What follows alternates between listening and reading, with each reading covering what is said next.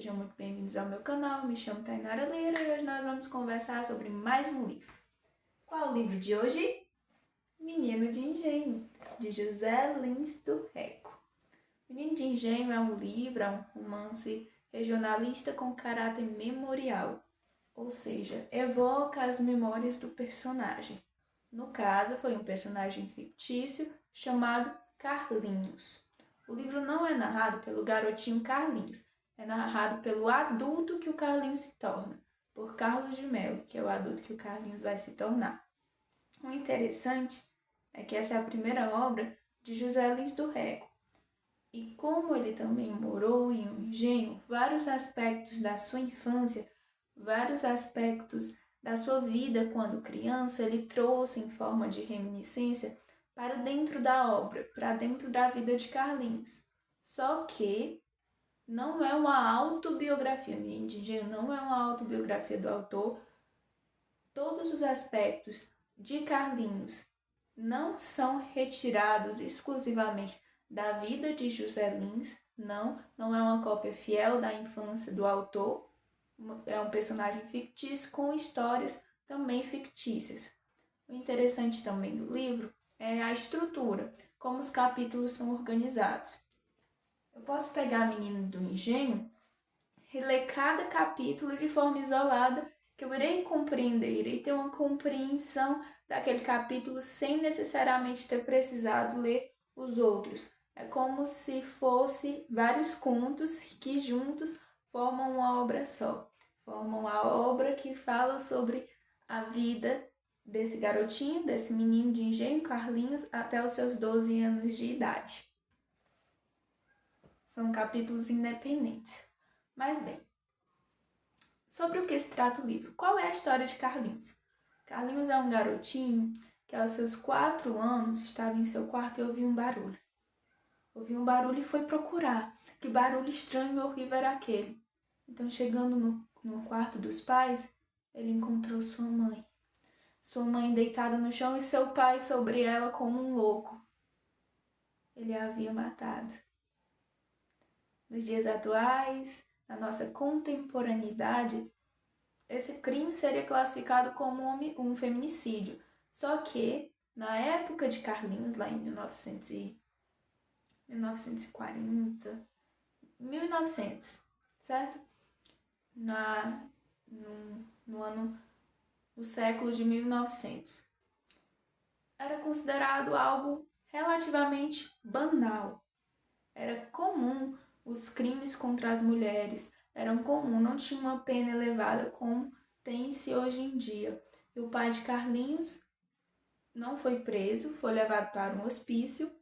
A sociedade da época classificou a causa da morte não como uma violência bruta contra o ser do sexo feminino, mas sim como resultado de uma doença psicológica do pai de Carlinhos. E assim o pai de Carlinhos não foi levado à cadeia, sim ao hospício, e Carlinhos teve que ser mandado para a casa de seu avô, no engenho Santa Rosa. Então Carlinhos vai com seu tio Juca até a casa do seu avô, no engenho Santa Rosa, para residir neste local. Isso aos seus 4 anos de idade. Então lá ele vai conhecer vários personagens. Quem é o seu avô? Seu avô é o José Paulino, é o dono daquele engenho, do engenho Santa Rosa.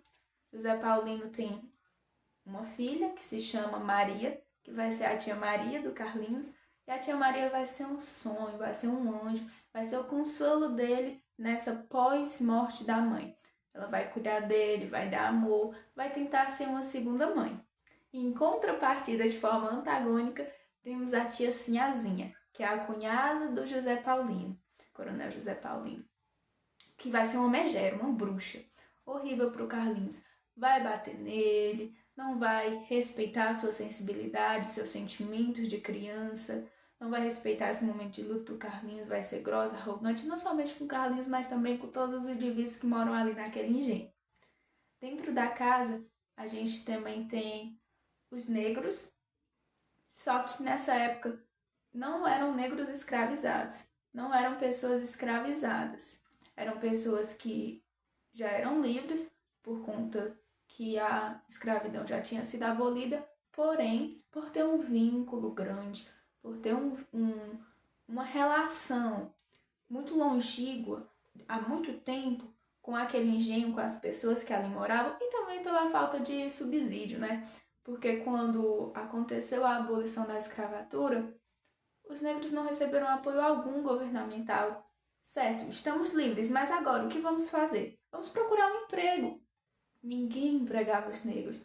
Preferiam empregar as pessoas que vinham de fora, de outros países como Itália, França, Japão, mas não empregavam os negros que já estavam aqui de forma assalariada. Apoio do governo não tinha, emprego não tinha, ia comer aonde? Como ia conseguir alimento, vestimenta, moradia? Então muitos negros, mesmo depois da liberdade, ficaram permanecendo com aqueles que foram outrora seus senhores. Era o caso do Engenho Santa Rosa. O Engenho Santa Rosa mantinha ainda uma relação similar ao processo da colonização, do processo da escravatura brasileira, certo? Tendo como senhor da Casa Grande José Paulino e tendo como habitantes da senzala aqueles que o serviam e eram pessoas de cor. Então, entre essas pessoas existiam várias negras que conviviam diretamente com o menino Carlinhos.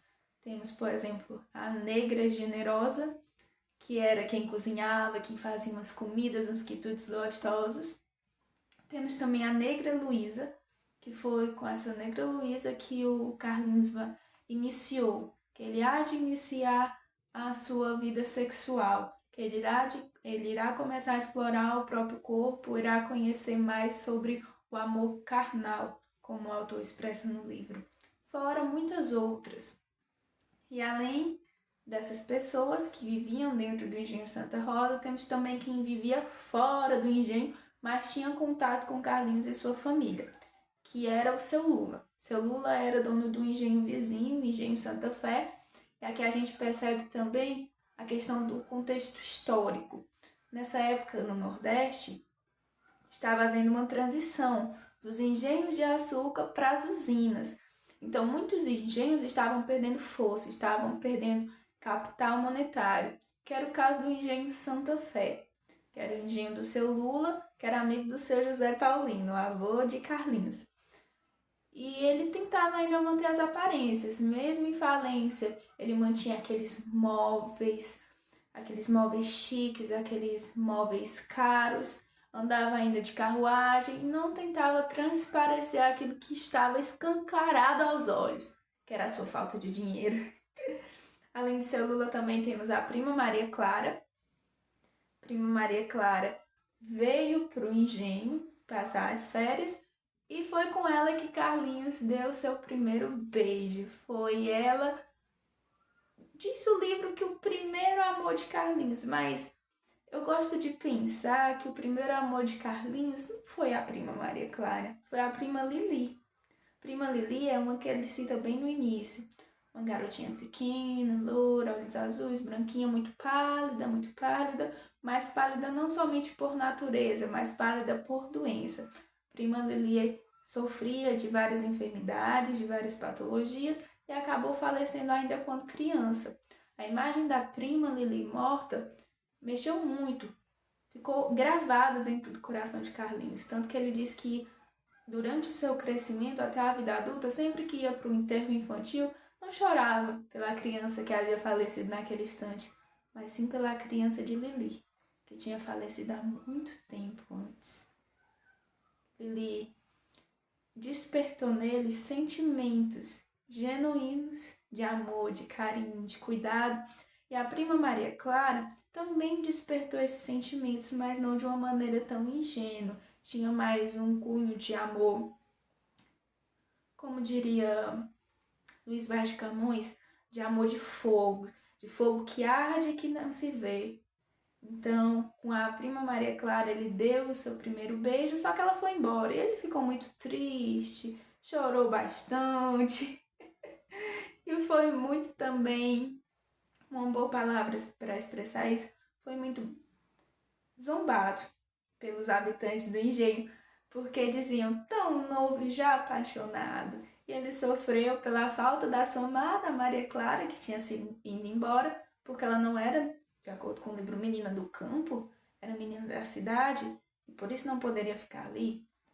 Ela disse que sua mãe falou para ela que as pessoas que viviam daquele jeito, naquele engenho, correndo com os bichos, nadando com os peixes, comendo frutas do pé, não se tornariam gente, não se tornariam seres humanos civilizados, mas sim bichos como aqueles que eles conviviam. Então a gente percebe aqui uma questão preconceituosa muito grande. A questão do preconceito, das discrepâncias, das divergências do campo com a cidade, dos vários aspectos dos olhares, de quem vivia na cidade e enxergava as pessoas do campo como matutos, como pessoas sem civilização, e aqueles que viviam no campo enxergavam aqueles da cidade como pessoas altamente educadas, pessoas altamente instruídas e com alto rigor de etiqueta. Tanto que as pessoas que viviam no engenho Santa Rosa, quando a prima de Carlinhos vinha e também os outros parentes da cidade, eles ficavam tímidos, eles ficavam inquietos, tinham que vestir suas melhores roupas, tinham que tentar se comportar da melhor maneira para manter uma aparência, para agir de acordo com aquilo que eles consideravam politicamente correto, certo? Então a gente já conversou sobre alguns dos principais moradores do engenho. Também tem outras figuras importantes dentro das narrativas de Carlos de Mello, que é a Velha Totonha. A Velha Totonha é muito interessante. Ela ia de engenho em engenho contando histórias. Era uma negra que misturava histórias bíblicas com histórias folclóricas, com as histórias do local onde eles moravam e fazia essa mescla e formava nessa mistura uma linda história que encantava Carlinhos, que o deixava fascinado. Ele disse que era um dos seus melhores ouvintes porque as histórias o encantavam. Então aqui a gente percebe uma espécie de literatura oralizada, que a Velha Totonha fazia. Tem também Antônio Silvino, que era um cangaceiro da época. Antônio Silvino foi um cangaceiro que foi visitar o engenho de Santa Rosa, o engenho do José Paulino, e Carlinhos e seus primos esperavam um cangaceiro estilo Lampião.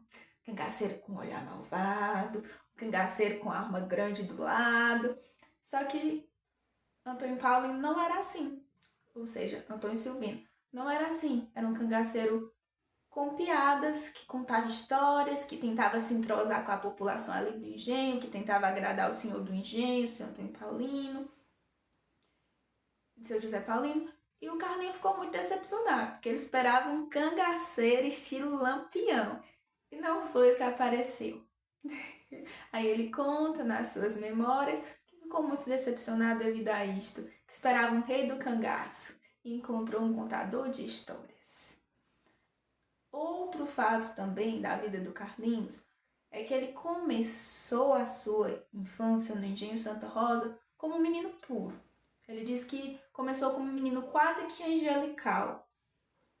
Era muito amado pela mãe, muito cuidado pela mãe, muito protegido. Depois do seu falecimento teve que ir para o engenho e lá ele começou a conviver com os meninos, começou a conviver com as mulheres também do engenho, começou a se encantar pelo sexo oposto, pelo sexo feminino.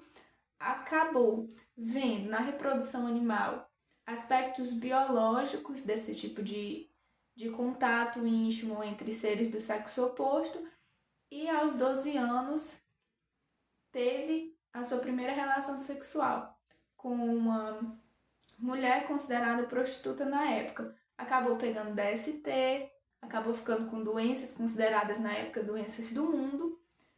E o interessante é que ele conta o olhar das pessoas para com ele após esse episódio da sua vida. Ele diz que não o tratavam mais como uma criança. Afinal, 12 anos ainda é uma criança, mas ele não era mais tratado assim porque agora era considerado um homem. Já tinha conhecido mulher, já tinha tido doenças do mundo, então era considerado um homem aos olhos dos outros. E o fato dele ter pegado uma DST não era vergonhoso. Na verdade, na sociedade da época era considerado até glorioso, um sinal de masculinidade, um sinal de virilidade. Então, aos seus 12 anos, a fim de torná-lo gente, nas palavras de seu avô, a fim de torná-lo um homem instruído, educado e tirar a libertinagem, tirar a matutagem, tirar a falta de educação que eles tinham adquirido durante os seus anos no engenho, resolveram mandar Carlinhos pro colégio. Esse é o final do livro, quando Carlinhos vai pro colégio. E ele narra, ele conta como foi triste, como foi penoso se despedir do seu engenho, se despedir das pessoas que ali estavam, se despedir das matas, do rio, da comida, das negras, das tias, do avô, de tudo aquilo. Porque para ele o engenho era um paraíso na terra. Era ótimo viver livre daquela forma. Era ótimo ter aquele contato com a natureza. E agora estavam levando ele para longe do engenho dele. Estavam levando ele para a cidade, para o colégio. Mas quando ele chegasse no colégio, ele não ia chegar como os outros meninos, que ainda conservavam no peito a pureza infantil. Ele ia chegar já lapidado. Ele ia chegar já contaminado. Ele ia chegar já perdido.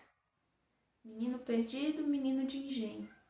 A última frase de José Lins no livro. Então, essa é uma breve sinopse do livro Menino de Engenho, de José Lins do Rego. Recomendo fortemente a leitura porque é muito interessante ler esse livro na perspectiva histórica, porque você consegue ver como era a sociedade daquela época, como as pessoas viviam no ciclo do açúcar, como era a vida nos engenhos. Eu até comentei, tem um vídeo aqui no canal de outro livro que fala sobre isso, sobre a questão da Casa Grande e da Senzala, que é o próprio livro Casa Grande e Senzala, do Gilberto Freire. Gilberto Freire foi um dos autores que incentivou, que mais influenciou a literatura do nosso autor, José Luiz do Rego. Tanto que na dedicatória do livro, ele dedica o livro a José Américo de Almeida, Jorge de Lima, Olívio Montenegro e Gilberto Freire, porque Gilberto Freire influenciou bastante a sua obra. O livro Menino de Engenho é muito parecido com Casa Grande e Senzala. Casa Grande e Senzala é como se fosse o estudo técnico de como era a vida no engenho. Tanto que Casa Grande e Senzala, na minha edição, tem a foto, é lindo demais. Tem um mapa de um engenho da época. Um engenho lindo, lindo, lindo, com tudo bem detalhado. Então, Gilberto Freire, no Casa Grande e Senzala, ele explica como era a vida lá no engenho, explica como eram as relações sociais, socioemocionais, socioafetivas entre as pessoas que viviam dentro daquele engenho. A Gilberto Freire fala desde a época da escravidão até a época da abolição da escravidão, fala como o negro, a pessoa negra influenciou na formação territorial, cultural e social do Brasil, como o indígena influenciou, explica todos esses aspectos e o estudo, a técnica, é o conhecimento teórico dessas relações. E já o Menino de Engenho é a literatura, é escancarado, é toda aquela teoria que o Gilberto Freire mostrou na prática. É como se fosse uma pessoa, na verdade é uma pessoa que vivia naquele engenho descrito por Gilberto Freire, narrando de forma emocional, de forma abstrata, subjetiva, como era a experiência de viver naquela sociedade descrita por Freire. Isso é muito interessante, é muito bom a gente ler livros que explicam as outras sociedades que houveram no nosso Brasil.